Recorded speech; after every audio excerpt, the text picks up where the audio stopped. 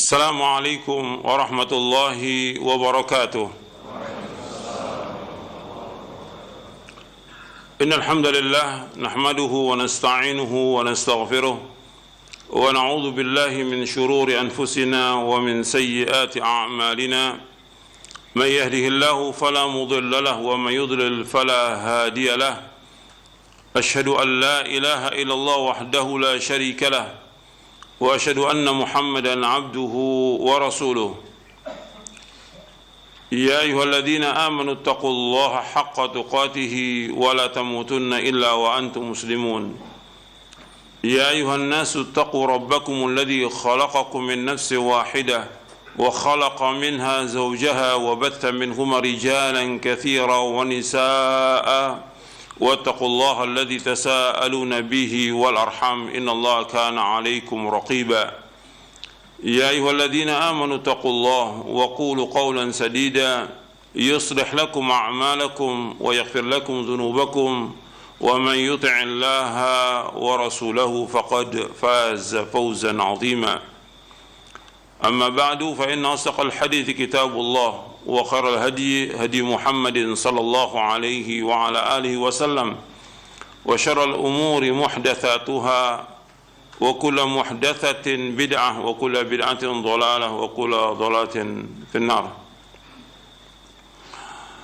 أيها الأخوة أعزكم الله, kepada seluruh yang hadir yang mudah-mudahan dirahmati oleh Allah Ta'ala, dan kepada kaum muslimin dan muslimat yang mendengarkan kajian ini yang mudah-mudahan dirahmati oleh Allah Ta'ala.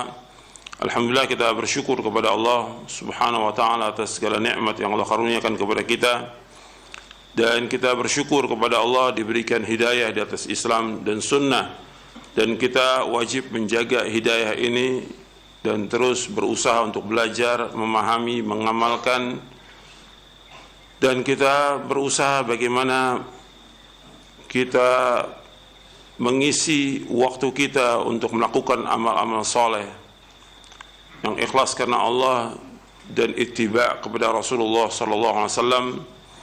Kemudian selalu memohon kepada Allah dari amal-amal itu agar amal-amal itu diterima oleh Allah Ta'ala. Karena banyak orang melakukan amal soleh tapi amalnya tidak diterima oleh Allah.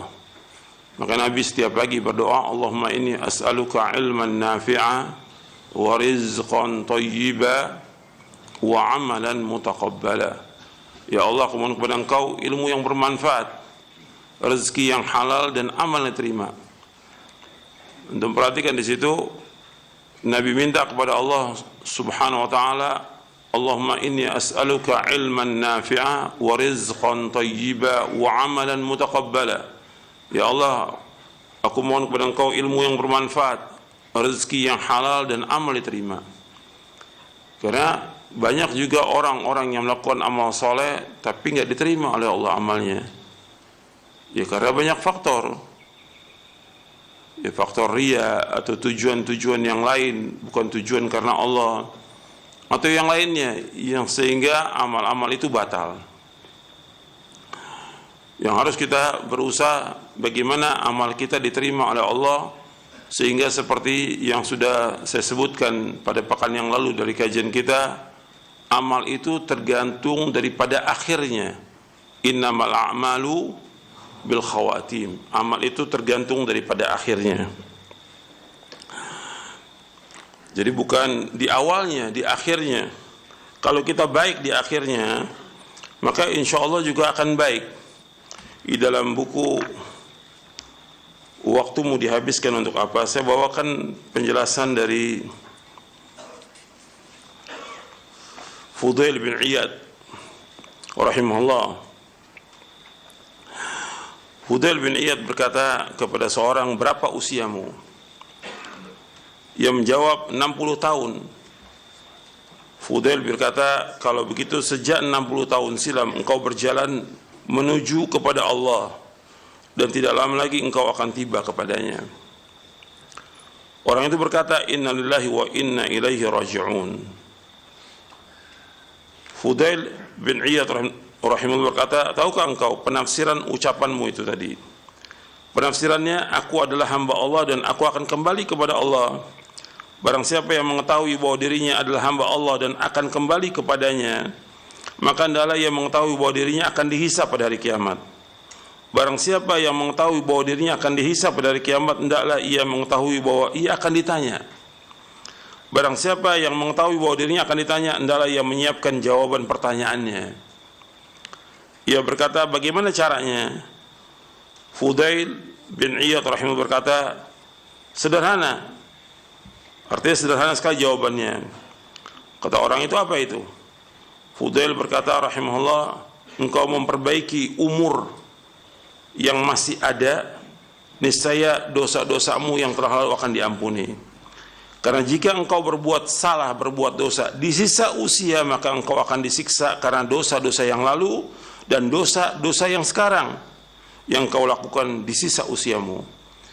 Jadi kata Fudail bin Iyad rahimahullah, kata beliau, tuhsinu fima baqiya yughfaru laka ma madha fa innaka in asa'ta fima baqiya ukhidta bima madha wa bima baqi.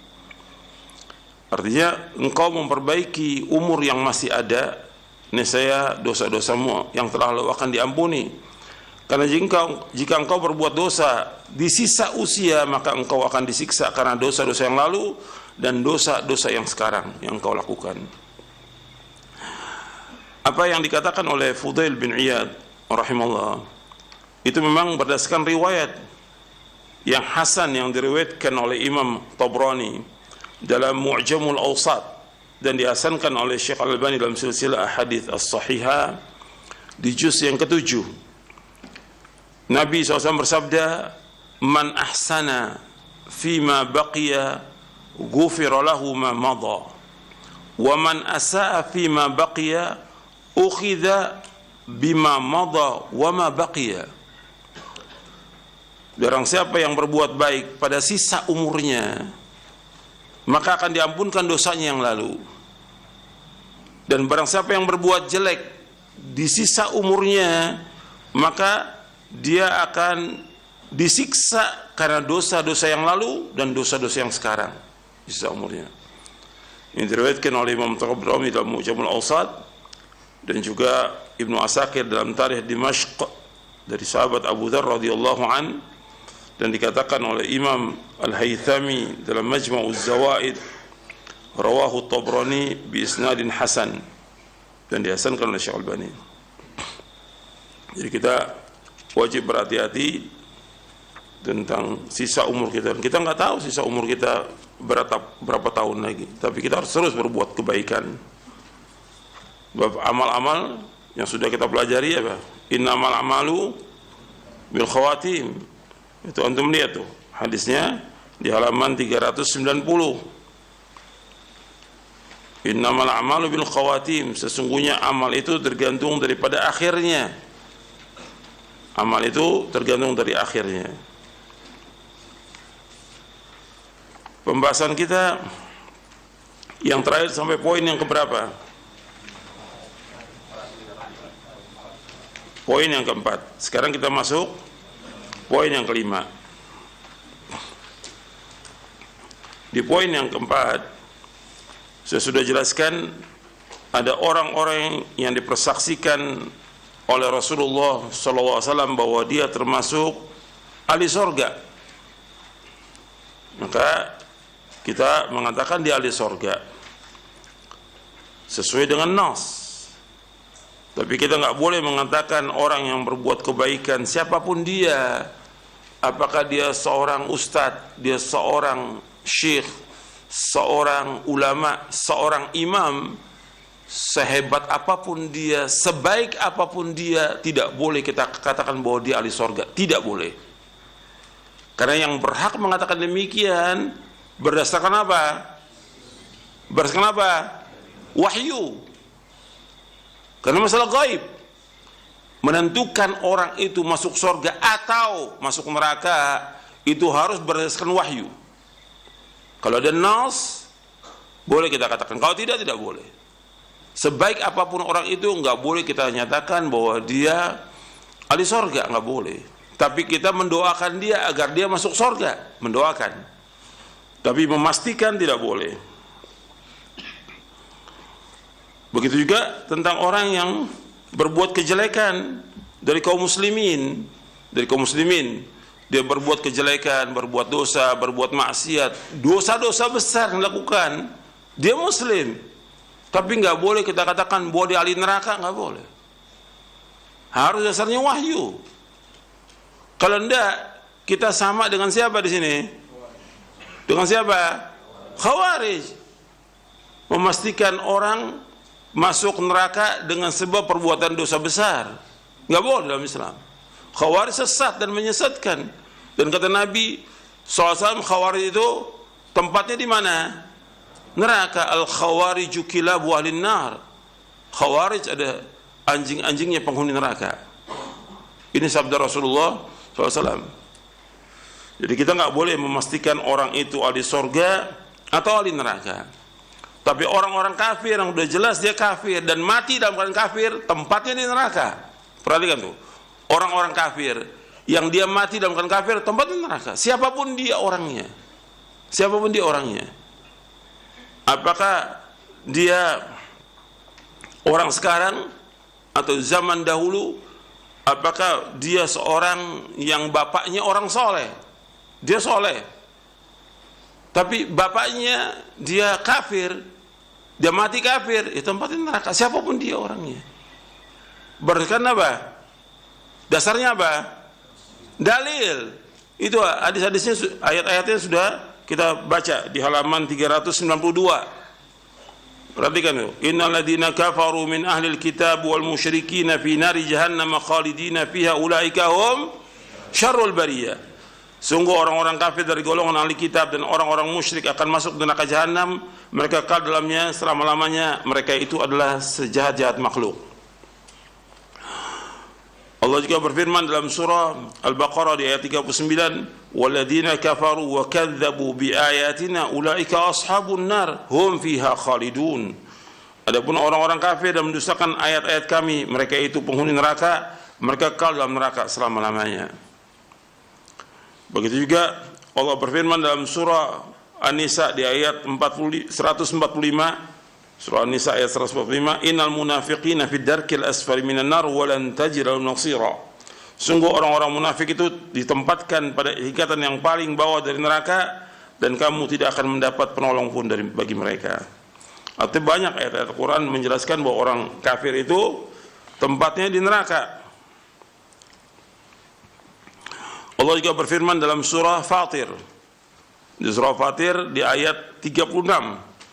Allah berfirman, "Walladzina kafaru lahum naru jahannama la yuqda 'alaihim fayamutu wa la yukhaffafu 'anhum min 'adzabiha kadzalika najzi kulla kafur."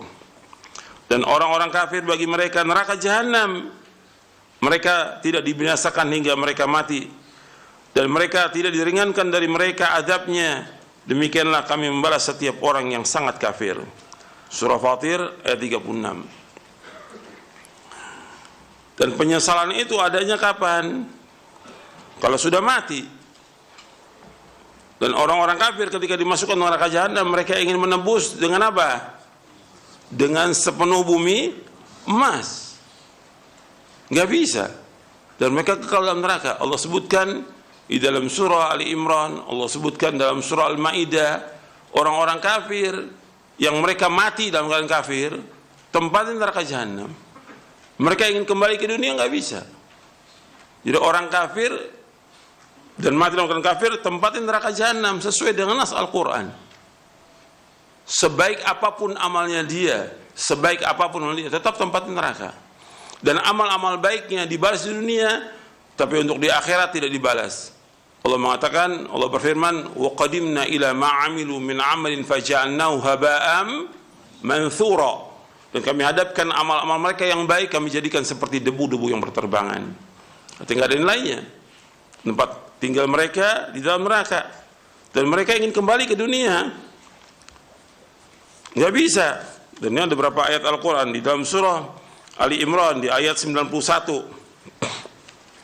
Allah menyebutkan, innal ladzina kafaru wa matu wa hum kuffarun fala yuqbala min ahadihim mil'ul ardi dhahaba wa la yuftala bih ulaika lahum 'adzabun alim wa ma lahum min nasirin. Sesungguhnya orang-orang kafir dan mereka mati dalam keadaan kafir, maka tidak akan diterima bagi mereka, meskipun mereka menebus dengan sepenuh bumi emas. Ulaika lahum adzabun alim, bagi mereka azab yang pedih dan mereka tidak punya penolong. Jadi orang-orang kafir itu ketika mereka masuk di neraka, mereka ingin kembali ke dunia, ingin menebus dengan sepenuh bumi emas, bukan sekilo 2 kilo, bukan seton 2 ton, sepenuh bumi emas. Nggak ada manfaatnya dan kekal dalam neraka selama-lamanya. Allah sebutkan lagi dalam surah Al-Maidah,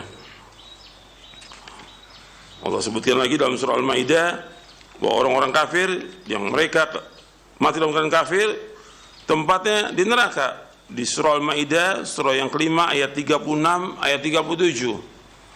Allah berfirman, innal ladzina kafaru law anna lahum ma fil ardi jami'an wa mithlahu ma'ahu liyaftadu bihi min 'adzabi yaumil qiyamati ma tuqabbala minhum wa lahum 'adzabun alim yuriduna yakhruju minan nari wa ma hum bikharijina minha wa lahum 'adzabun muqim. Sesungguhnya orang-orang kafir, kalau seandainya mereka itu mempunyai seluruh yang ada di muka bumi ini dan yang seperti itu, satu muka bumi dan seperti itu juga, untuk menebus dirinya dari azab hari kiamat, maka nggak akan diterima oleh Allah. Dan bagi mereka azab yang pedih.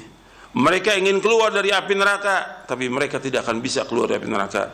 Dan bagi mereka azab yang kekal selama-lamanya, terus menerus. Jadi penyesalan itu adanya nanti pada hari kiamat. Dan ajakan untuk masuk Islam, untuk kembali kepada Islam, mereka tidak mau terima ajakan ini. Dan termasuk juga tokoh-tokoh tidak mau tobat, tokoh-tokoh yang mereka membela orang-orang kafir, memuji orang kafir, menyanjung orang kafir, kemudian juga mencela agama Islam. Mereka semuanya akan menyesal nanti. Ketika mereka tidak taubat di akhir hayatnya, akan menyesal. Taubat itu hanya ada ya sekarang, sebelum dia meninggal dunia. Dan mereka akan tebus dengan semuanya. Dan mereka juga ingin kembali untuk apa? Untuk beriman. Nggak bisa. Mereka ingin kembali ke dunia, ingin melakukan amal soleh. Nggak bisa semuanya. Kalau sudah mereka kembali ke dunia, yang mereka ingin, mereka melakukan amal soleh. Nggak kepengen lagi punya jabatan, punya kedudukan, punya harta. Yang mereka ingin melakukan amal soleh, seperti Allah sebutkan dalam ayat yang lain. Kemudian orang-orang yang beriman, yang mereka mati dalam keadaan berbuat dosa dan maksiat, ini disebutkan oleh Imam Abu Ja'far At-Tahawi dalam kitabnya Aqidah Tahawiyah. Ini kitab ini yang ringkasnya sudah saya terjemahkan. Saya ambil yang saya terjemahkan ini, Aqidah Tahawiyah, di halaman di poin 86 dan poin 87. Kata Imam Abu Ja'far At-Tahawi rahimahullah, beliau, narju lil muhsinina minal mu'minina ay ya'fu anhum wa yudkhilahumul jannata birahmatihi wa la na'manu alaihim wa la nashhadu lahum bil jannati. Kami berharap bagi para muhsinin, orang-orang yang berbuat kebaikan dari kalangan kaum mukminin, agar Allah mengampuni dosa-dosa mereka dan masukkan mereka ke dalam surga dengan rahmatnya. Kami tidak merasa aman atas ancaman Allah bagi mereka, dan kami tidak memastikan mereka dengan surga. Artinya sebaik apapun amal orang muslim itu nggak boleh memastikan dengan surga. Kalau kita lihat orang ustadz, seorang syekh, seorang imam, sehebat apapun amal dia, nggak boleh kita menyaksikan mereka dengan surga, tidak boleh. Karena ini masalah gaib bagi kita, dan kita nggak tahu tentang perbuatan dia antara dia dengan Allah, yang kita nggak tahu. Tapi kita mengharapkan agar mereka diampuni dosa-dosanya, agar mereka dimasukkan ke surga Allah dengan rahmatnya. Yang nanti kita akan bahas ini. Orang masuk surga dengan rahmatnya. Dan kita tidak merasa aman atas ancaman Allah bagi mereka, dan kita tidak menyaksikan mereka dengan surga. Kemudian di nomor 87 dari Aqidah Tahawiyah, wa nastaghfiru limusiihim wa nakhafu alaihim wa la nuqannituhum. Wa nastaghfiru limusiihim wa nakhafu alaihim wa la nuqannituhum. Kami memohonkan ampun bagi orang-orang Islam yang melakukan dosa, dan kami juga mengkhawatirkan mereka akan ditimpa siksa karena kejahatan mereka, namun kami tidak membuat mereka putus asa terhadap rahmat Allah Subhanahu wa ta'ala. Jadi kita tetap menganjurkan mereka untuk tobat, dan pintu tobat tetap terbuka. Jangan membuat orang putus asa. Sebesar apapun dosanya orang muslim, sebanyak apapun dosa dia, kalau dia tobat akan diampunkan dosanya. Jadi kita memberikan harapan seperti yang sudah saya sampaikan. Ada di zaman dulu Nabi menceritakan SAW orang yang membunuh 99 orang. Membunuh satu orang saja itu dosa besar yang paling besar. Membunuh satu orang itu dosa besar. Ini 99. Kemudian tanya kepada rahib, seorang pendeta, seorang ahli ibadah, apakah saya ada taubat? Kata pendeta, kamu nggak ada taubat. Dibunuh pendetanya. 100 sudah lengkap. Kemudian tanya kepada orang alim. Tanya orang alim, apakah saya ada taubat? Ada. Jadi kalau orang berilmu, ketika ditanya ada taubat? Ada taubat. Tapi kamu harus hijrah. Jadi memberikan harapan kepada orang, tidak membuat orang putus asa. Sekarang kita lanjutkan poin yang kelima dari pembahasan al-wa'du wal-wa'id dari syarah akidah Ahlussunnah wal Jamaah. Poin yang kelima, Ahlussunnah menetapkan orang-orang yang dipastikan masuk dalam neraka dengan dasar ayat Al-Quran dan hadis-hadis yang sahih, seperti Abu Lahab, Abdul Uzza bin Abdul Muttalib, istrinya Ummu Jamil Arwa bintu Harb, serta yang lainnya, yang artinya yang Allah sudah jelaskan bahwa tempat mereka di neraka, seperti Fir'aun, Haman, Qarun, dan yang lainnya, yang Allah sudah tetapkan dalam Al-Quran, atau Nabi juga menetapkan, maka kita wajib menetapkan demikian, siapapun dia orangnya. Kalau Nabi sudah tetapkan bahwa dia tempat di neraka, ya kita harus pastikan tempat dia di neraka sesuai dengan ketentuan demikian. Yang Nabi juga SAW menyebutkan tentang bapak dan ibunya di neraka. Yang mengatakan demikian Rasulullah SAW, dan hadis yang sahih diriwayatkan oleh Imam Muslim dari sahabat Abu Hurairah dan juga dari sahabat Anas bin Malik. Artinya ketika Nabi menyebutkan demikian, ya Nabi juga sebagai manusia, kesianlah kepada orang tuanya, tapi Nabi mengatakan demikian.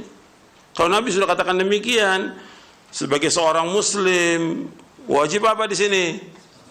Sami'na wa ata'na. Jangan bantah dengan akal kita, jangan bantah dengan perasaan kita, jangan.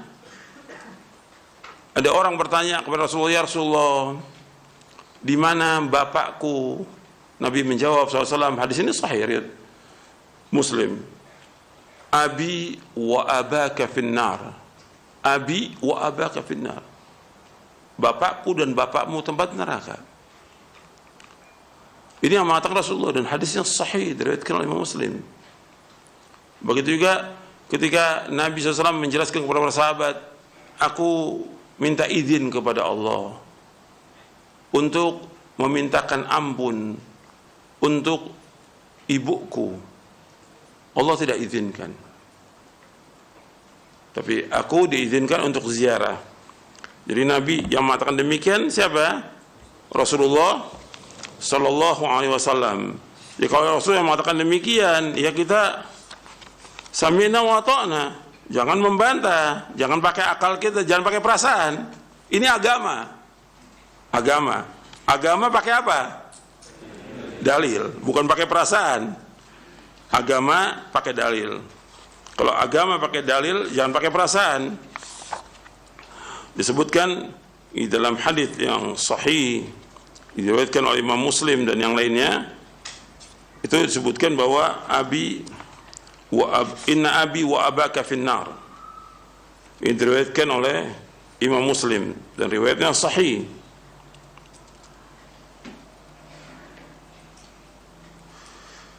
Disebutkan dalam Sahih Muslim, Imam An-Nawawi memberikan babnya ketika menyebutkan sabda Nabi ini, inna abi wa abaka finnar, dan hadis ini sahih riwayat Muslim, Abu Awana, Abu Daud, Ahmad, Abu Ya'la, Ibn Hibban dan Baihaqi.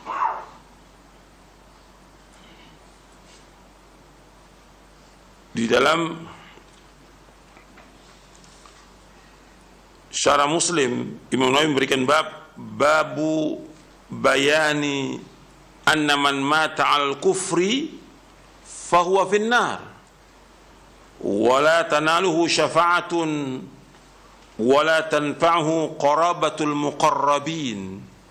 Bab yang menjelaskan bahwasanya orang yang mati di atas kekafiran maka tempatnya neraka, tidak mendapatkan syafaat, dan itu juga bermanfaat kerabatnya orang yang dekat dengan dia, kerabatnya orang soleh, kerabatnya Nabi, tapi dia mati kafir, yang nggak bisa bermanfaat sama sekali. Fama tanfa'uhum syafa'atus syafi'in. Ini Imam Muslim membawakan riwayat inna abi wa abaka finnar dalam Kitabul Iman di Sahih Muslim. Kitabul Iman di Sahih Muslim. Antum bisa lihat itu dari sahabat Anas radhiyallahu an. Kemudian yang berkaitan dengan ibunya Nabi juga dari sahabat Abu Hurairah, diriwayatkan juga oleh Imam Muslim.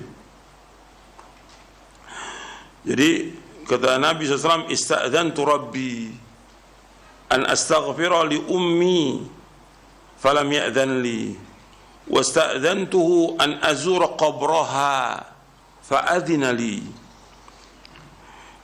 Dari sahabat Abu Hurairah radhiyallahu an, qala Rasulullah sallallahu alaihi wasallam, telah bersabda Rasulullah SAW, ista'dhantu rabbi, aku minta izin kepada Rabbku, an astaghfira li ummi, untuk mintakan ampun untuk ibuku.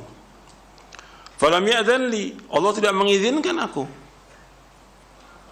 Wasta'dhantu an azura qabraha, dan aku minta izin untuk menziarahi kuburnya. Fa'adhina li, dan aku diizinkan. Artinya diizinkan untuk menziarahi kuburnya, tapi untuk mintakan ampun tidak boleh.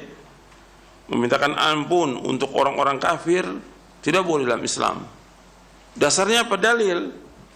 Antum lihat di dalam surah At-Taubah, Allah menyebutkan tentang tidak bolehnya kita memintakan ampun untuk saudara, kerabat, orang tua, anak yang mati dalam keadaan kafir. Surah At-Taubah ayat 113. Surah At-Taubah surah 9 ayat 113. Allah berfirman, maka lin nabi wal ladzina amanu ayastaghfiru lil musyrikin walau kanu uli qurba min ba'di ma tabayyana lahum annahum ashabul jahim. Maka lin nabi wal ladzina amanu ayastaghfiru lil musyrikin walau kanu uli qurba min ba'di ma tabayyana lahum annahum ashabul jahim. Tidak patut bagi nabi dan orang-orang beriman untuk memohonkan ampun bagi kaum musyrikin. Artinya orang-orang yang mati dalam keadaan musyrik, meskipun mereka adalah sanak kerabat yang dekat. Sesudah jelas bagi mereka bahwa mereka adalah penghuni neraka jahim. Ini nas Al-Quran menjelaskan demikian. Kemudian Imam An-Nawawi dalam syarahnya memberikan penjelasan bagi Imam Nawawi tentang hadis ini, fihi nahyu anil istighfari lil kuffari. Di sini larangan untuk mintakan ampun kepada orang-orang kafir. Artinya Imam Nawawi juga menjelaskan bahwa ibunya Nabi SAW mati dalam keadaan kafir. Ini dalam Muslim di kitab Al-Janaiz, di Sahih Muslim.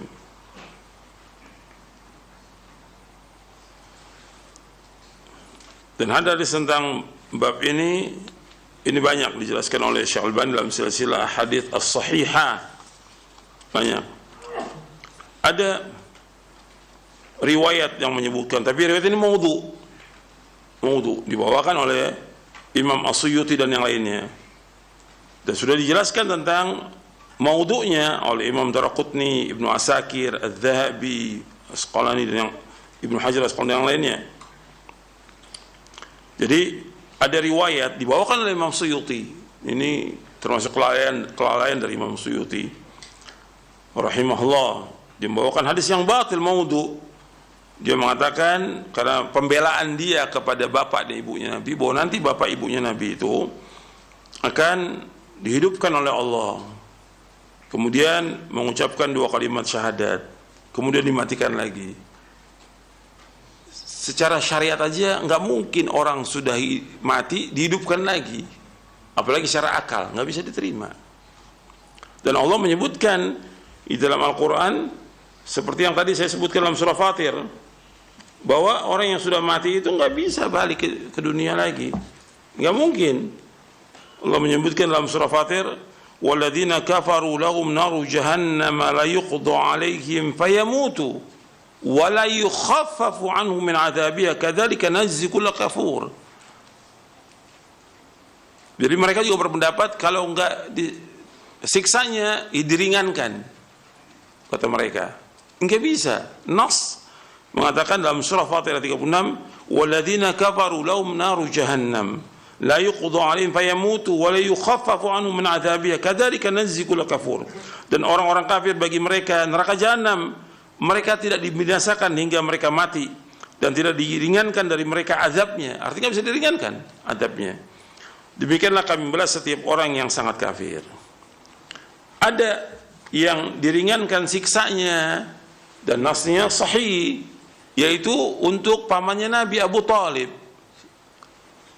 Abu Talib saja, nggak ada yang lain. Kata Nabi SAW tentang Abu Talib, laula ana lakana fid darkil asfal minar. Kalau bukan karena aku, maka Abu Talib tempatnya di kerak neraka. Kemudian kata Nabi SAW, aku mohon kepada Allah agar diringankan Abu Talib karena dia membantu dakwah Nabi. Maka Allah mengabulkan. Artinya Abu Talib nggak bisa keluar dari neraka, tetap di neraka. Yaitu yang paling ringan, dibakar kakinya, otaknya mendidih selama-lamanya.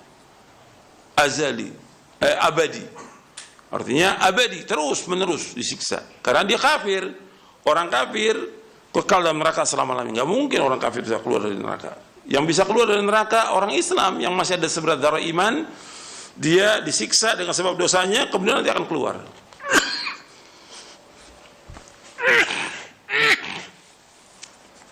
Jadi orang Islam yang masih ada seberat iman di hatinya disiksa oleh Allah dan dia akan keluar dari api neraka.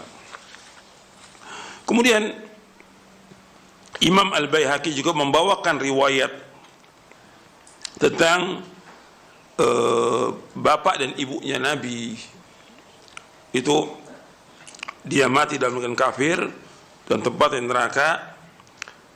Imam Baihaqi mengatakan begini, Imam Baihaqi mazhabnya Syafi'i. Dia berkata dalam kitabnya Sunan Al-Baihaqi, kata beliau begini, di juz yang ke-7, di Sunan Baihaqi juz yang ke-7, di halaman 190. Kata beliau begini, setelah membawakan riwayat-riwayat itu, kata Imam Baihaqi, wa abawahu kana musyrikaini bidalili ma akhbarna.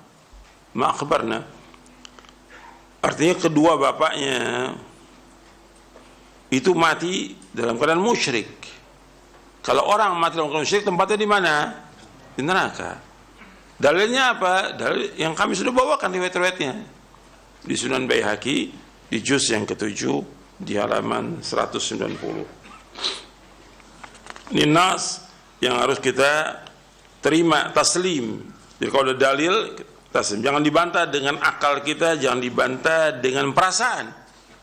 Ini agama dalil, agama wahyu. Yang menyampaikan, kita bisa tahu bahwa bapak ibunya Nabi itu tempat neraka. Yang menyampaikan siapa? Saya ulangi lagi, antum jawab. Kita bisa tahu ini bapak ibunya Nabi tempat neraka. Yang menyampaikan siapa? Rasulullah SAW. Kadang-kadang orang nggak sadar yang dikecam siapa? Khotibnya atau ustadznya membawakan. Padahal yang saya bawakan dalil. Kok antum nggak salahkan Rasulullah? Kenapa Rasulullah mengatakan bapak ibunya neraka? Kok ustadznya disalahkan? Dan keluar macam-macam tuh kalimatnya tuh. Ya, kadang-kadang keluar kalimatnya, oh ini Wahabi mengkafirkan orang ini. Ini dalil yang saya bawakan. Antum bisa lihat di Sahih Muslim nanti, bisa juga lihat di Mu'jam At-Tabrani, di Mu'jam Al-Kabir, antum bisa lihat. Kemudian di silsilah hadits as-sahihah, antum bisa lihat di nomor 2592. Arti di juz yang ke-6.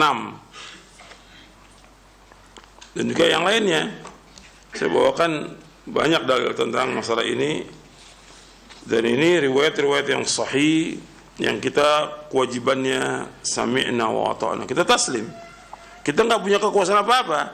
Kita mau bela, bagaimana mau bela? Yang mengatakan ini siapa? Rasulullah SAW. Yang mesti membela bapak ibunya siapa mestinya? Rasulullah. Tapi karena meninggal dalam keadaan kafir, Rasul menyampaikan sesuai dengan yang sudah dinaskan dalam Al-Quran dan juga yang disabdakan oleh beliau sallallahu alaihi wasallam, bahwa orang kafir siapapun dia tempatnya di mana? Neraka. Jelas sampai sini ya. Ini dengarkan dari awal nih, jangan nanti dipotong videonya. Sebenarnya orang yang potong video itu dosanya dosa besar gitu. Ya, yang potong-potong video dosa besar. Kenapa? Karena kadang-kadang kalimatnya belum selesai dipotong oleh dia. Kemudian akhirnya orang dituduh, dibully dan segala macam. Padahal dibawakan benar dengan dalil. Gitu. Makanya antum dengarkan dari awal sampai akhir. Jangan dipotong. Jelaskan dari awal sampai akhir. Ini saya bawakan dalil. Karena pembahasannya bab ini. Saya nggak akan sebutkan tentang bapak ibu Nabi kalau babnya bukan bab itu. Ini babnya, bab yang kelima ini, poin yang kelima, ahlu sunnah menetapkan orang yang dipastikan masuk dalam neraka dengan dasar ayat Al-Quran dan hadis-hadis yang sahih, seperti Abu Lahab, Abdul Uzza bin Abdul Muttalib dan istrinya Ummu Jamil, Arwah bintu Harb, yang lainnya. Yang lainnya saya sebutkan seperti Fir'aun, Haman, Qarun dan yang lainnya. Begitu juga tentang bapak ibu Nabi dengan dasar hadis yang sahih. Diriwayatkan oleh siapa tadi? Muslim. Dua-duanya riwayat Muslim. Diriwayatkan oleh yang lain selain Muslim juga diriwayatkan oleh yang lain. Tadi saya bawakan beberapa riwayat, Abu Daud, Imam Baihaqi dan yang lainnya. Tinggal antum lihat dalilnya. Jangan pakai perasaan, jangan pakai hawa nafsu, jangan. Kalau orang ikuti hawa nafsu nanti sesat gitu. Sekarang kita lanjutkan. Yang keenam, Ahlussunnah meyakini bahwasanya surga tidak dipastikan kepada seorang pun walaupun amal perbuatannya baik, kecuali Allah SWT memberikan kepadanya keutamaan dan rahmat, maka orang tersebut akan dimasukkan ke dalam surga dengan sebab rahmat Allah Subhanahu wa taala. Saya ulangi, perhatikan poin yang keenam, perhatikan semuanya, jangan ada yang tidur, jangan ada yang tidur. Ahlussunnah meyakini bahwasanya surga tidak dipastikan kepada seorang pun walaupun amal perbuatannya baik, kecuali Allah SWT memberikan kepadanya keutamaan dan rahmat, maka orang tersebut akan dimasukkan ke dalam surga dengan sebab rahmat Allah. Perhatikan ini, bahwa Ahlussunnah meyakini bahwa surga tidak dipastikan kepada seorang pun walaupun amal perbuatan baik, meskipun dia seorang ustadz, seorang dai, seorang syekh, seorang imam, atau dikatakan wali, tetap nggak akan bisa dia dikatakan ahli sorga kecuali Allah memberikan kepadanya apa? Rahmat. maka orang tersebut akan dimasukkan ke dalam surga dengan sebab rahmat Allah SWT. Allah SWT berfirman, walaula fadlullahi alaikum wa rahmatuhu ma zaka minkum min ahadin abada walakin Allah yuzakki man yasha wallahu sami'un alim. Kalau bukan karena karunia Allah dan rahmatnya kepadamu, niscaya tidak seorang pun di antara kamu bersih dari perbuatan keji dan mungkar itu selama-lamanya. Tetapi Allah membersihkan siapa yang Allah kehendaki, dan Allah Maha Pendengar dan Allah Maha Mengetahui. Kemudian Rasulullah SAW bersabda, lan yudkhila ahadan minkum amaluhu al-jannata. Qalu wala anta ya Rasulullah. Qala wala ana illa ayataghammadani Allah minhu bifadlin wa rahmah. Lan yudkhila ahadan minkum amaluhu al-jannata. Qalu wala anta ya Rasulullah. Qala wala ana illa ayataghammadani Allah minhu bifadlin wa rahmah. Rasulullah SAW bersabda, tidaklah seorang di antara kalian dimasukkan ke dalam surga karena amalannya. Perhatikan ini, tidaklah seorang di antara kalian dimasukkan ke dalam surga karena amalannya. Mereka para sahabat bertanya, dan tidak juga engkau wahai Rasulullah? Rasulullah SAW menjawab, iya, tidak juga aku, kecuali Allah meliputi aku dengan karunia dan rahmatnya. Hadis ini sahih, diriwayatkan Imam Bukhari, Muslim, dan Ahmad dari sahabat Abu Hurairah radhiyallahu an. Hadis ini juga diriwayatkan oleh yang lain. Tentang masalah hadis ini sudah pernah dibahas dan ditulis buku oleh Imam Ibn Rajab Al-Hambali. Nanti kepada para talibul ilm dan para ustadz baca itu, Al-Mahajjah fi Sayr Dulja, Al-Mahajjatu fi Sayr Dulja, yang ditulis oleh Al-Hafidh Al-Alama Zainuddin Abil Farid Abdurrahman bin Rajab Al-Hambali yang wafat tahun 795 Hijriah, yang menulis kitab Jami'ul Ulum wal Hikam, Ibn Rajab Al-Hambali. Beliau membawakan hadis ini dan dibahas dalam buku ini. Beliau menjelaskan tentang hadis ini. Kata beliau rahimahullah bahwa hadis-hadis yang berkaitan tentang masalah ini merupakan hadis-hadis yang mulia, dan ini merupakan aslun azimun wa qa'idatun muhimmatun, merupakan pokok yang besar dan kaidah yang penting. Apa di antara kaidah yang penting dalam hadis ini? Ini saya simpulkan sendiri setelah saya baca. Yang pertama, dari tulisannya beliau ini, anna amal insani la yunjihi minan nar wa la yudkhiluhul jannata wa innama yahsulu bi maghfiratillahi wa rahmatihi, bahwa amal seseorang tidak akan bisa menyelamatkan dia dari api neraka dan tidak akan masukkan dia ke surga kecuali dengan ampunan Allah dan rahmatnya. Kecuali dengan ampunan Allah dan rahmatnya. Kata beliau, wa innama dzalika kullu innama yahsulu bi maghfiratillahi wa rahmatihi, kecuali semua itu didapati dengan ampunan Allah dan rahmatnya. Orang itu bisa selamat dari api neraka dengan ampunan Allah, dan seorang itu bisa masuk surga dengan rahmat Allah. Dengan rahmat Allah.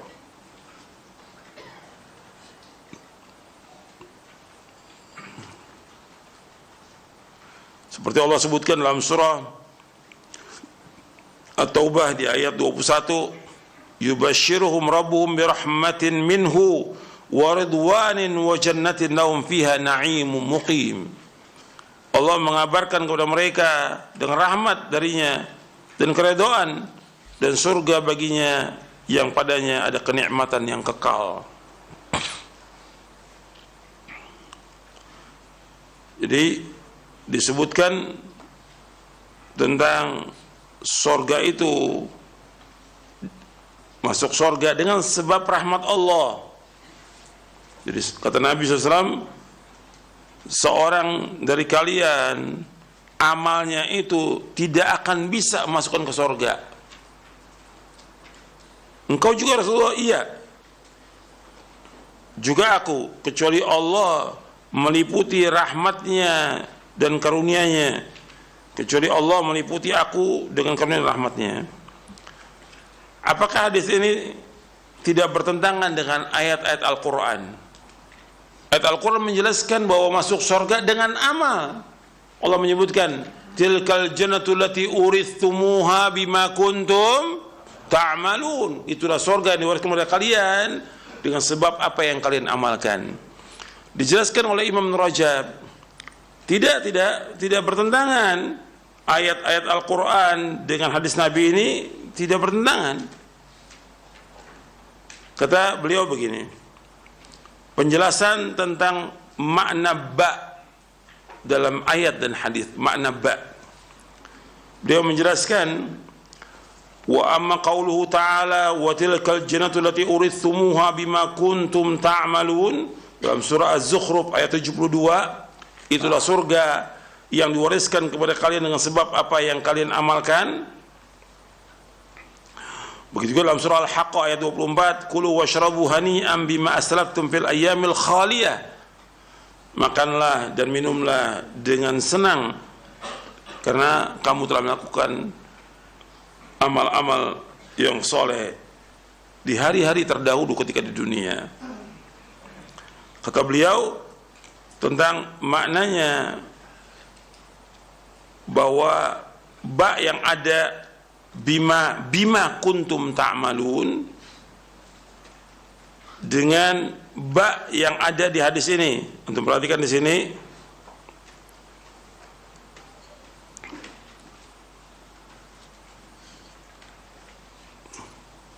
bima kuntum ta'malun lan yudkhila adukum al-jannata bi amalihi. Jadi ada riwayat Imam Ahmad. Kalau di sini saya bawakan riwayat dari lafaz Ahmad dan Muslim. Lafaz Ahmad ada dua. Ada lafaznya lan yudkhila adukum al-jannata bi amalihi. Tidak akan masuk surga seorang dari kamu dengan sebab amalnya. Bi amalihi. Jadi ayat yang tadi bima kuntum ta'malun, di hadis ini dengan bi amalihi. Dijelaskan oleh Imam Ibn Rajab Al-Hambali rahimahullah. Kata beliau bahwa dukhul jannah ini, kata beliau, ikhtalafal ulama fi makna dzalika ala qaulaini. Ulama ikhtilaf tentang makna hadis ayat dan hadis ini atas dua pendapat.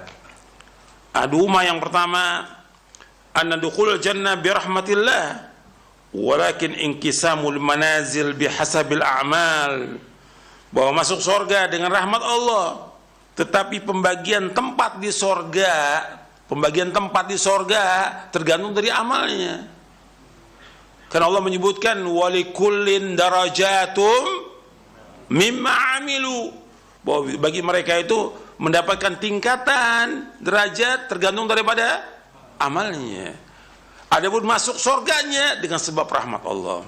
Makanya Imam Sufyan bin Uyainah rahimahullah kata, kanu yarawna najata minan nari bi'afwillahi wa dukhul jannah bi fadlihi wa iqtisamil manazil bil a'mali.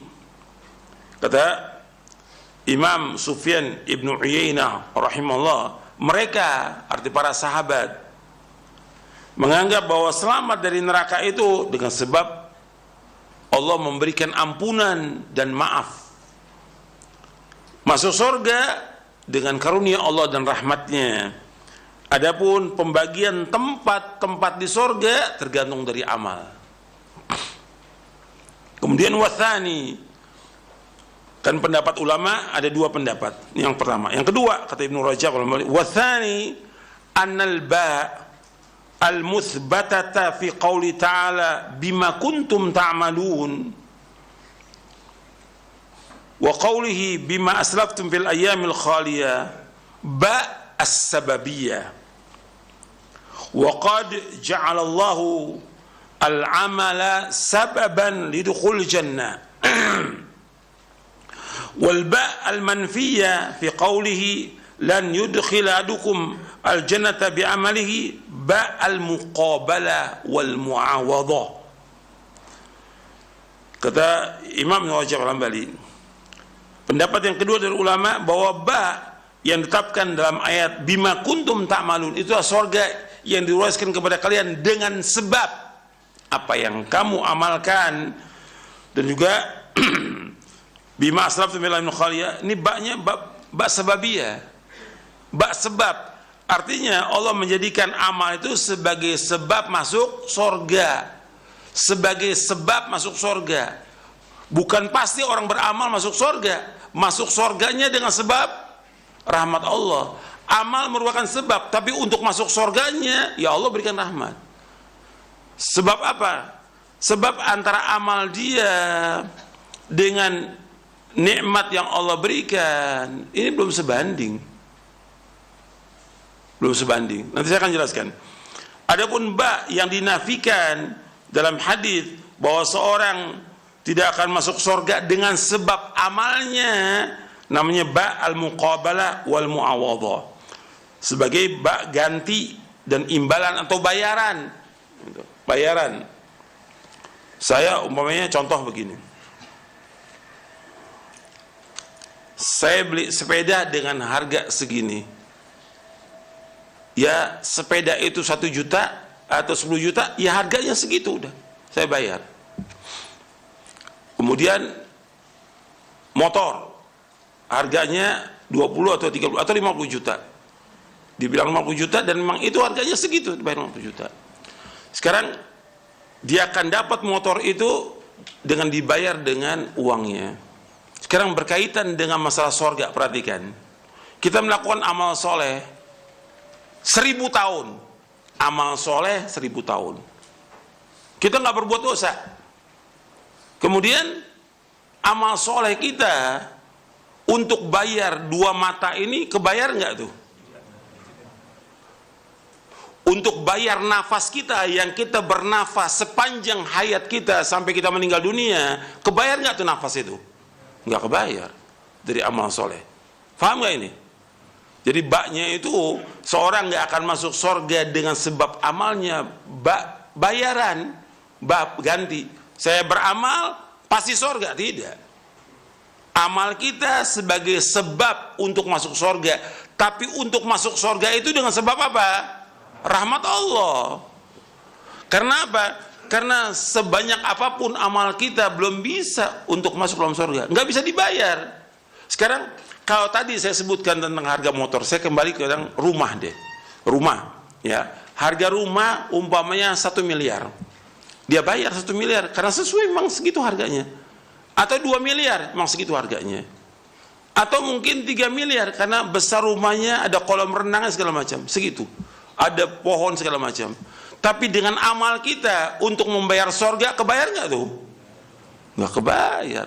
Dengan semua kenikmatan yang ada, luasnya seluas langit dan bumi, semua kenikmatan ada di surga. Bagaimana kita beramal 1000 tahun untuk bisa membayar surga? Nggak mungkin bisa. Maka ada riwayat dibawakan oleh Imam Ibn Rajab. Tapi riwayat ini dhaif. Diriwayatkan oleh Imam Hakim dalam kitabnya Al-Mustadrak di juz yang keempat, dhaif riwayatnya. Dan dhaifkan oleh Syalbani. Yaitu riwayat ini sering dibawakan oleh para ulama untuk menjelaskan supaya orang ini paham. Ada orang di zaman dahulu, dia tinggal di satu tempat ibadahnya dia, di gunung, di dekat lautan, jauh dari manusia. Dia nggak berbuat dosa, dia ibadah di situ selama ratusan tahun. Dia ibadah kepada Allah Taala. Kemudian Allah matikan dia. Ketika dia mati, kemudian Allah katakan kepada malaikat, masukkan dia ke sorga dengan rahmatku. Kata orang ini yang ahli ibadah, ya Allah masukkan ke sorga dengan amalku. Kata Allah, masukkan ke rahmatnya. Gak mau. Kata Allah kepada orang ini, kepada malaikat, masukkan dia ke neraka. Masukkan ke neraka. Kata orang, jangan ya Allah, masukkan aku ke sorga dengan rahmatmu. Dimasukkan ke sorga dengan rahmatnya. Tapi riwayatnya dhaif. Artinya untuk menjelaskan bahwa amalnya dia nggak bisa untuk membayar sorga. Paham? Amalnya dia yang ratusan tahun nggak bisa bayar sorga, nggak bisa. Sekarang jangankan untuk membayar sorga, bayar nikmat Allah yang Allah berikan kepada kita aja ini belum bisa kita bayar dengan ibadah kita, dengan nikmat mata, nikmat hidung, nikmat mulut, nikmat telinga, nikmat jantung, nikmat udara, nikmat tangan, kaki, semua. Belum lagi Allah berikan segala macam air, makanan, semua Allah yang berikan. Wa ma bikum min ni'matin, wa ma bikum min ni'matin faminallah. Apa saja nikmat yang kamu peroleh semua datang dari Allah. Enggak ada satupun nikmat yang tidak datang dari Allah, tidak ada. Semua nikmat semua dari Allah. Kalau semua datang dari Allah, kita beramal soleh, nggak bisa untuk membayar sorga, nggak bisa. Jadi masuk sorga dengan apa? Paham nggak sampai sini? Paham? Ya. Artinya untuk membayar sorga itu nggak bisa dengan amal kita 1000 tahun, nggak bisa. Sesoleh apapun amal kita, kita nggak berbuat dosa, nggak bisa. Karena untuk membayar dari apa yang Allah berikan nikmat aja nggak bisa. Nikmat oksigen kita bayar dengan ibadah kita 100 tahun belum bisa kebayar.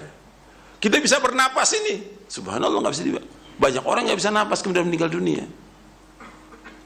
Jantung kita masih berdenyut. Begitu juga kita masih bisa berbicara, kita bisa masih makan, kita masih bisa buang air. Itu kenikmatan yang luar biasa. Nggak bisa dibayar dengan amal soleh kita. Apalagi sorga, kenikmatan yang abadi, nggak bisa. Mala ainun ra'at wala udhunun samiat wala khatar al qalbi basar. Nggak bisa. Sorga itu kenikmatannya nggak bisa dibayangkan. Dengan mata ini kita pernah melihat keindahan di muka bumi ini, indah yang luar biasa. Ya jauh dengan surga. Atau kita pernah dengar telinga kita tentang kenikmatan segala macam di dunia, nggak bisa dibayangkan dengan surga. Dan nggak pernah terlintas di hati manusia. Jadi betul-betul surga kenikmatan yang luar biasa. Jadi nggak bisa dibayar dengan amal soleh kita. Amal soleh tetap karena ketentuan dari Allah harus kita melakukan amal soleh. Harus, wajib melakukan amal soleh. Dan Nabi juga menentukan demikian, wajib mengamalkan. Tapi untuk masuk ke dalam surganya itu dengan rahmat Allah SWT. Karena Nabi menyebutkan dalam hadis ini, aku juga tidak bisa. Atau Nabi SAW, wala ana, tidak juga aku, kecuali Allah meliputi dengan rahmat dan karunia-Nya. Jadi masuk surga itu dengan rahmat Allah SWT. Ini penting ini. Karena kalau kita lihat orang berbangga dengan amalnya, nggak boleh kita berbangga dengan amalnya. Bahkan amal itu sendiri. Nah sekarang amal itu sendiri, kita bisa melakukan amal soleh. Kita sekarang melakukan amal soleh. Kita bisa nuntut ilmu sekarang ini. Kita bisa sholat. Kita bisa puasa. Kita bisa sedekah. Semua itu berkat dari siapa? Allah. Kalau Allah nggak menunjuki kita, bisa nggak kita melakukan amal soleh? Nggak bisa. Makanya penghuni sorga itu mengucapkannya karunia Allah. Antum lihat dalam surah Al-A'raf. Jadi kalau Allah nggak berikan petunjuk, hidayah taufik, ya mungkin, naudzubillah, antum bisa sama seperti orang-orang yang di luar, yang nggak tahu apa sudah, nggak tahu waktu, nggak tahu sholat, nggak tahu ngaji, nggak tahu apa. Karena Allah nggak memberikan apa di situ? Hidayah. Karena hidayah di tangan Allah. Allah yudhillu man yasha wa yahdi man yasha. Allah menyesatkan siapa yang Allah kehendaki, Allah menunjuki siapa yang Allah kehendaki. Dengan petunjuk Allah yang Allah berikan ini sudah kenikmatan. Kita bisa melakukan amal soleh dengan siapa? Dengan apa? Dengan rahmat Allah, dengan hidayah dari Allah. Nggak mungkin kita bisa melakukan amal-amal soleh kecuali dengan rahmat Allah SWT.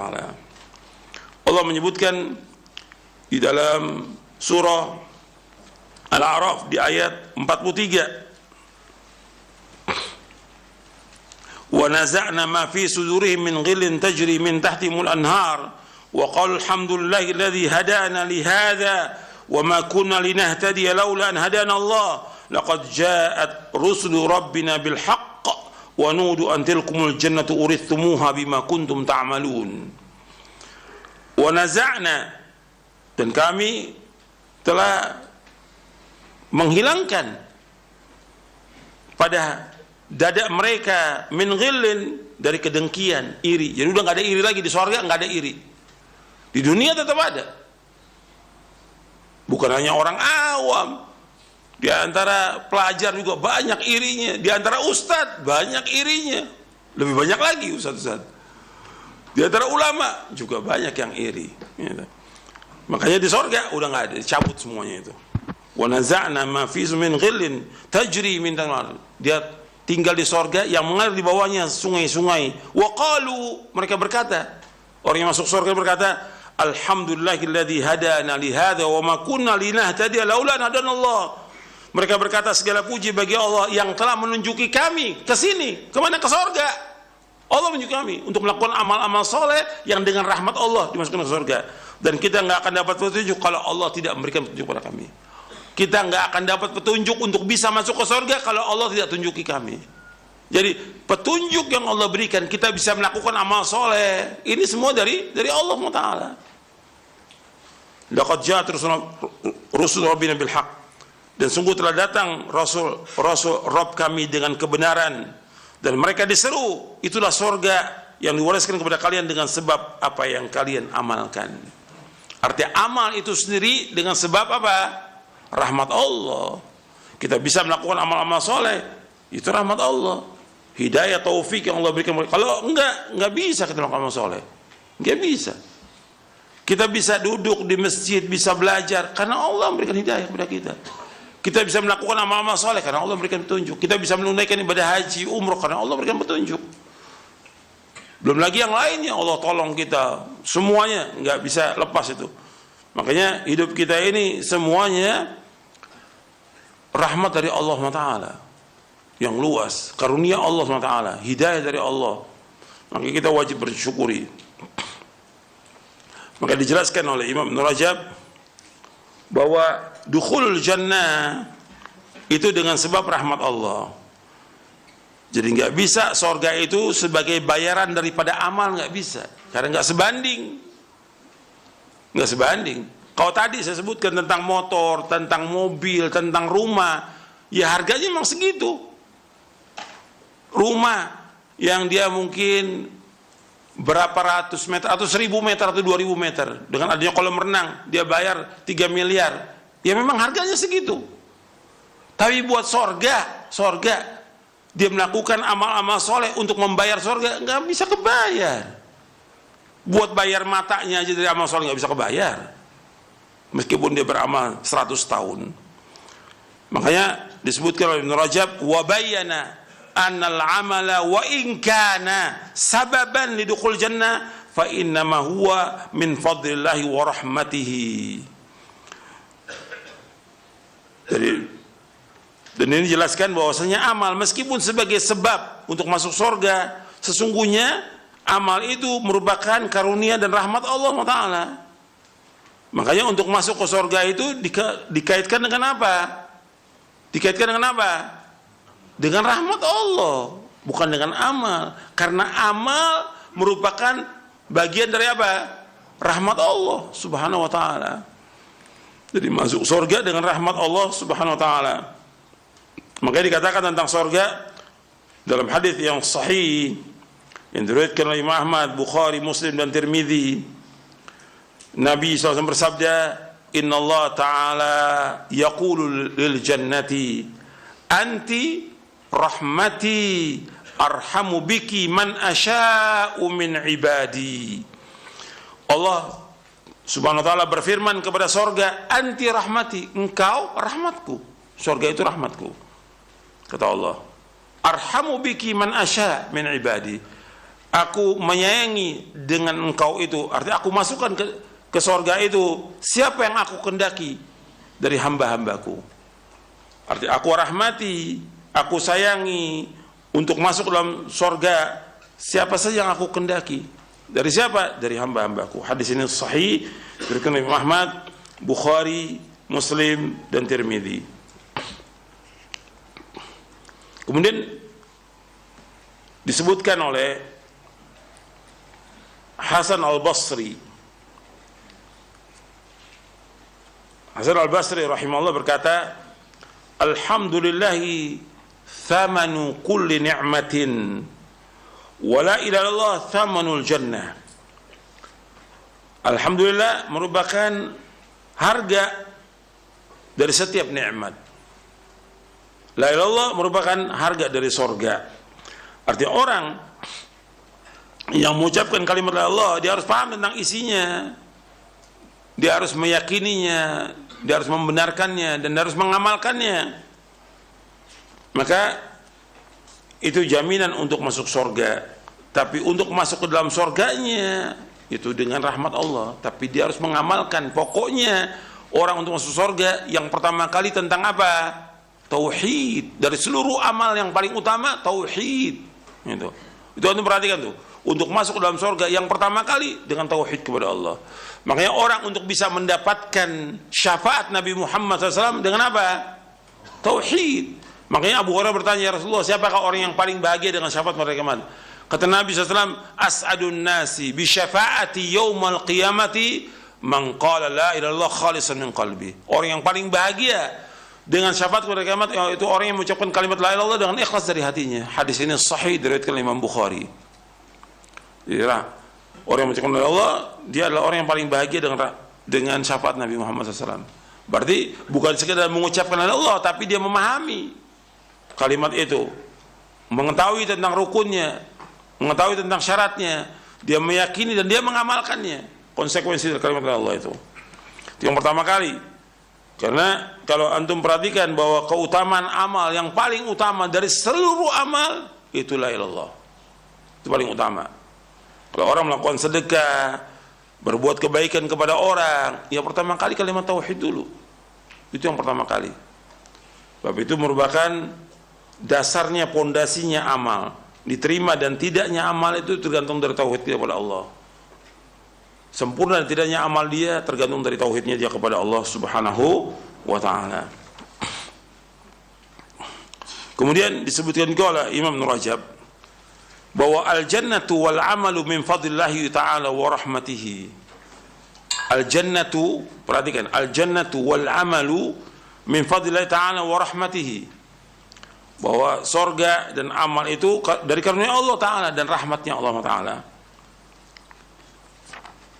Jadi saya simpulkan yang pertama tadi yang sudah kita bahas, bahwa anna amal insan la yunji minan nar wa la yadkhulul jannah wa inna ma yahsulu bi maghfiratillahi wa rahmatihi. Yang kedua tentang bayan makna al-ba fil ayati wal hadith. Itu yang kedua. Kemudian yang ketiga yaitu al-jannatu wal amalu min fadlillahi ta'ala wa rahmatihi, bahwa surga dan amal itu dari karunia Allah Ta'ala dan rahmatnya.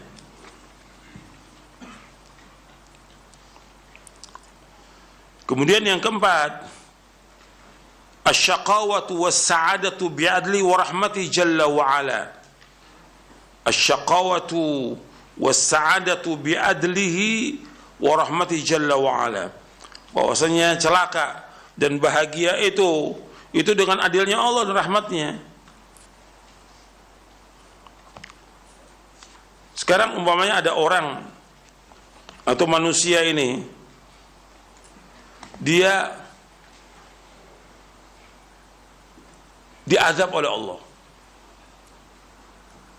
Ini manusia Allah ciptakan.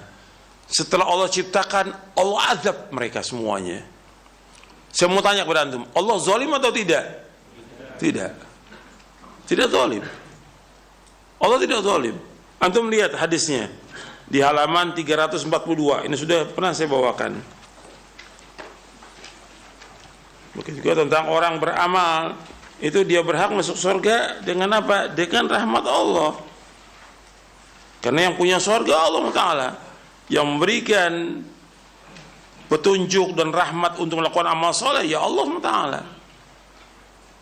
Rasulullah SAW bersabda, "Lau anna Allah 'adzaba ahla samawatihi wa ahla ardihi la'adzabahum.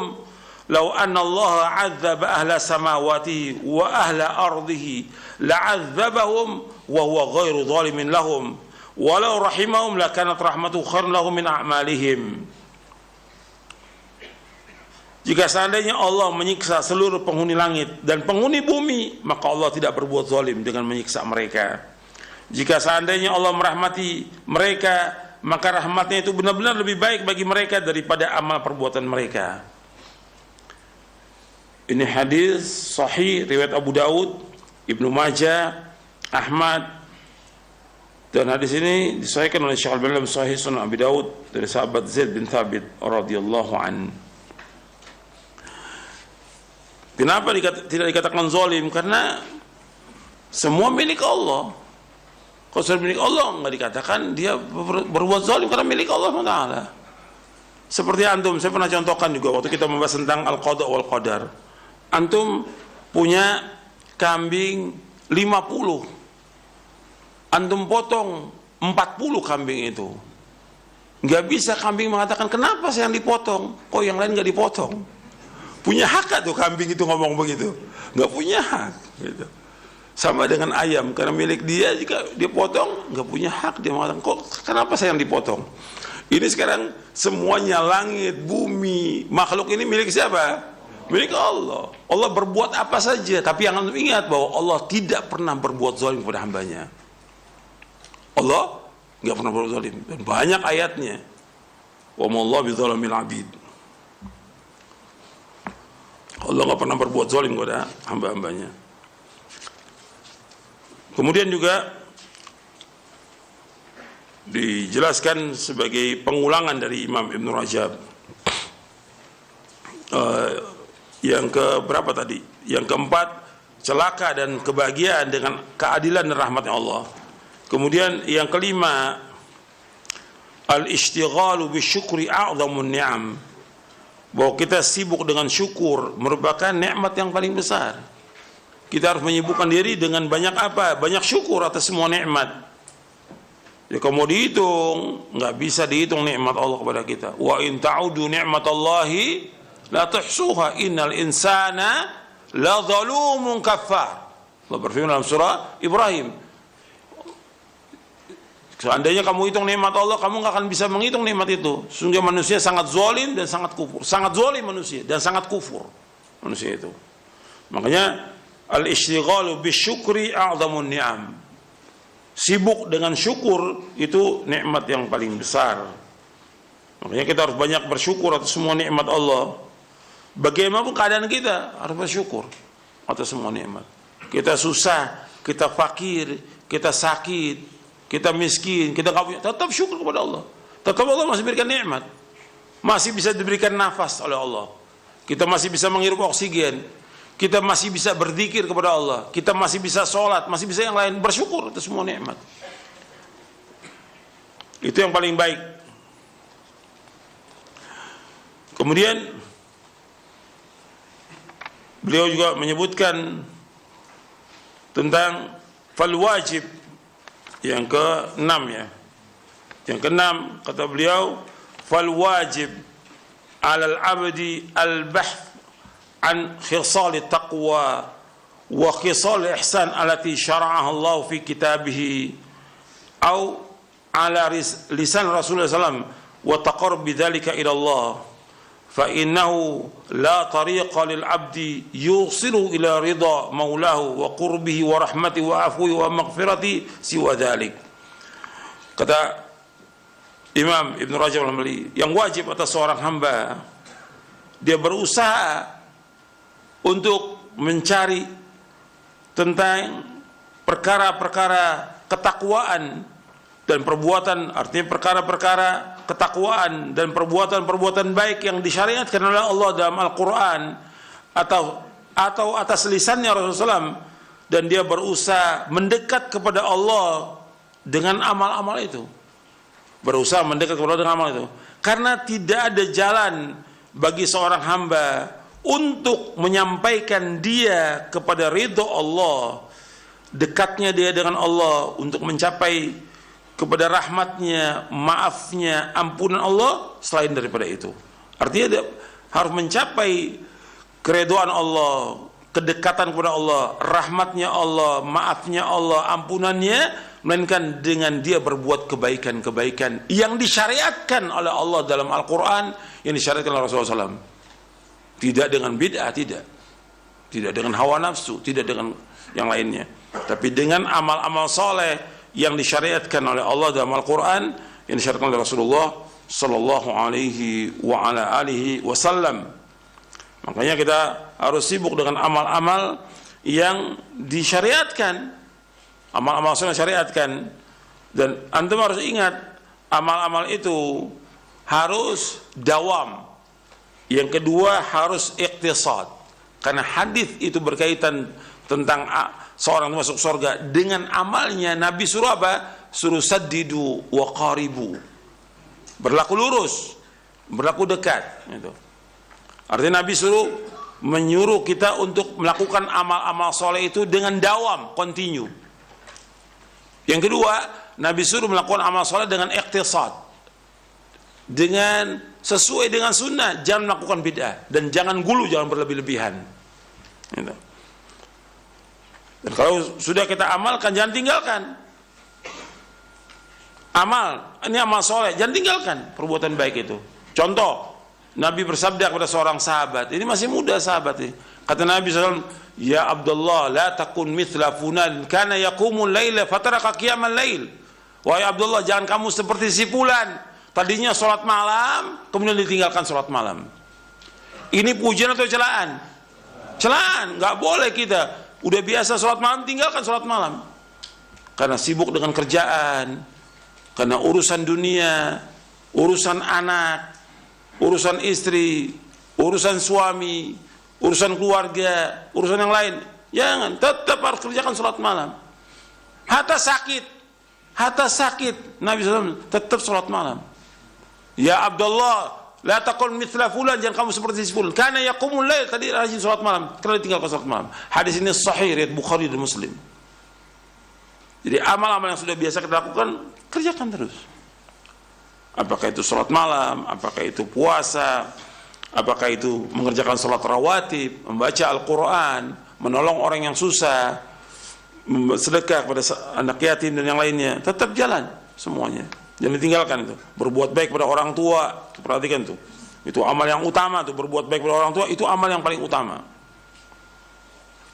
Maka Nabi menyebutkan tentang amal yang tadi, kata Nabi begini SAW, dari sahabat Aisyah. Karena hadis ini dari beberapa sahabat yang sedang bahas ini, hadis ini dari beberapa sahabat. Di sini kan sahabatnya Abu Hurairah, ada dari sahabat Aisyah, ada dari sahabat yang lain. Kata Nabi SAW, ini hadis dari sahabat Aisyah radhiyallahu anha. Kata Nabi SAW, saddidu wa qaribu wa'lamu annahu lan yudkhilal jannata ahadan minkum amaluhu wa inna ahabbal a'mali ilallahi adwamuha wa in qalla. Berlaku luruslah, arti istiqomah kalian, istiqomah. Mendekatlah dan melakukan amal, kita lakukan amal-amal itu tidak berlebihan, sesuai dengan sunnah. Ketahuilah bahwa seorang tidak akan masuk ke dalam surga dengan amalnya. Artinya amal seorang nggak akan bisa masukkan dia ke dalam surga. Dan bahwasanya amal yang paling dicintai oleh Allah adalah yang dawam, yang continue meskipun sedikit. Hadis ini sahih yang diriwayatkan oleh Imam Bukhari, Muslim dan yang lainnya. Ya, kajian kita sampai di sini, mudah-mudahan bermanfaat yang kita kaji. Dan antum perhatikan dari apa yang dikaji ini, antum ulangi lagi, kemudian kita berusaha untuk melakukan amal-amal soleh, dan kita harus mudawamah, continue. Jangan entar kita sholat malam, entar tidak. Seperti ada sebagian orang kadang-kadang sholat ke masjid, kadang-kadang nggak ke masjid, nggak bisa main-main agama ini. Kalau udah wajib nggak bisa main-main, harus terus dan continue. Kalau wajib terus. Kalau yang sunat aja harus continue, apalagi yang wajib. Nggak bisa orang main-main. Tadinya ke masjid, nggak masjid. Sama seperti orang ngaji, kadang-kadang ngaji, kadang-kadang datang, kadang-kadang enggak. Ini nggak bisa main-main. Ini agama. Harus serius dan harus sungguh-sungguh dan harus continue terus, meskipun sedikit. Dan kita mohon kepada Allah agar Allah menetapkan kita di atas Islam dan Sunnah. Dan Allah mewafatkan kita di atas Islam dan Sunnah. Minta kepada Allah. Bab dawam ini penting. Kenapa banyak orang yang kemudian matinya dalam keadaan su'ul khatimah, akhirnya yang jelek? Karena dia terkadang dia sholat, kadang enggak, kadang ke masjid, kadang enggak ke masjid, kadang begitu, terus main-main dengan agama ini. Akhirnya ketika dia mati dalam keadaan berbuat maksiat, ya su'ul khatimah. Waliyatubillah sama. Tapi kalau kita continue terus dan kita minta kepada Allah, karena untuk bisa continue minta kepada Allah. Dan minta tetapkan hati kita, ya muqallibal qulub tsabit qalbi. Karena nggak mungkin kita bisa tetap tanpa pertolongan Allah Taala. Minta, jangan kita bangga dengan amal kita, jangan ujub dengan kesolehan kita, ketakwaan kita, jangan. Bahwa kita nggak ada apa-apa insya Allah. Sehebat apapun kita, ketakwaan kita nggak ada apa-apa insya Allah. Yang Allah minta bagaimana kita melakukan semuanya karena Allah, ikhlas karena Allah Taala. Dan kita lakukan betul-betul dengan kejujuran hati kita, ikhlas karena Allah dan sesuai dengan sunnah Nabi. Itu pun tetap minta kepada Allah, meskipun sudah kita lakukan dengan jujur, kita lakukan dengan ikhlas, kita lakukan dengan ittiba mengikuti sunnah Nabi, tetap kita minta kepada Allah agar amal kita diterima oleh Allah Subhanahu wa taala. Jadi betul-betul ketat tuh, amal tuh harus betul-betul kita seperti itu. Jangan kita bangga dengan amal kita. Kan banyak orang sekarang bangga dengan amalnya, bangga dengan sholatnya, bangga dengan sholat malamnya, bangga dengan ngajinya, bangga dengan pakaiannya, bangga dengan sedekahnya, donasi. Mana itu? Ini sekarang seperti itu. Bangga, ini saya lagi ada di Gunung Merapi ini. Gambarnya disebar di mana-mana. Ya Allah, nggak pernah ada salaf itu melakukan demikian, nggak ada. Antum bantu boleh, bantu wajib bantu. Tapi nggak seperti itu caranya. Apa antum yakin tuh diterima amalnya tuh? Kita nggak yakin diterima itu. Bangga. Yang banjir begitu juga. Ini saya di tengah-tengah ini orang ini. Saya nolong mereka. Antum nolong hubungan antum dengan Allah, jangan ditunjukkan kepada manusia, jangan. Kita wajib melakukan amal soleh. Tapi bagaimana, jujur atau tidak kita? Ikhlas atau tidak? Mengikuti contoh Nabi atau tidak? Minta kepada Allah agar amal kita diterima oleh Allah. Begitulah masalah hati-hatinya. Ketat dia. Muhasabah kepada dirinya ketat. Nggak seperti sekarang ini. Antum udah tunjukkan semua amal kepada orang. Na'udzubillah. Hatta pakaian, hatta cadar ditunjukkan kepada orang. Antum apa diterima sama Allah? Kita nggak tahu. Jadi betul-betul kita sembunyikan amal kita, dan Allah mencintai amal yang tersembunyi. Sebagaimana hadis Sa'ad bin Abi Waqqas radhiyallahu an yang diriwayatkan oleh Imam Muslim, Nabi bersabda SAW, "Innallaha yuhibbul 'abda at-taqiyyal ghaniyal khafi." Sungguhnya Allah mencintai seorang hamba yang bertakwa kepada Allah, yang merasa cukup, nggak minta-minta pada manusia. Al-khafi, yang tersembunyi dalam dia beramal, nggak tunjukkan kepada manusia. Ini kita harus betul-betul, sana pun sudah sembunyi, kita tetap minta kepada Allah. Harus kita ketat menghisap diri kita sebelum kita dihisap oleh Allah. Makanya kata Umar bin Khattab radhiyallahu anhu, hasibu anfusakum qabla an tuhasabu. Hisap diri kamu sebelum Allah menghisap kamu. Hisap diri kita, benar nggak nih amal kita, ikhlas apa enggak? Jangan menurut kita, oh amal kita baik nih, bagus, pasti diterima. Dari mana pasti diterima? Udah banyak orang yang beramal yang nggak diterima. Sampai sholat, Nabi mengatakan ada orang yang sholat 60 tahun nggak diterima oleh Allah Taala. 60 tahun Nabi menyebutkan sallallahu alaihi wasallam. Makanya hati-hati kita. Kita harus ketat menghisap diri kita dan terus mohon kepada Allah agar amal kita diterima oleh Allah Taala. Saya pikir cukup sampai di sini. Kurang lebihnya saya mohon maaf. Wassalamualaikum Muhammadin sallallahu alaihi wasallam. Subhanakallahumma bihamdik, asyhadu an la ilaha illa anta astaghfiruka wa atubu ilaik. Assalamualaikum warahmatullahi wabarakatuh.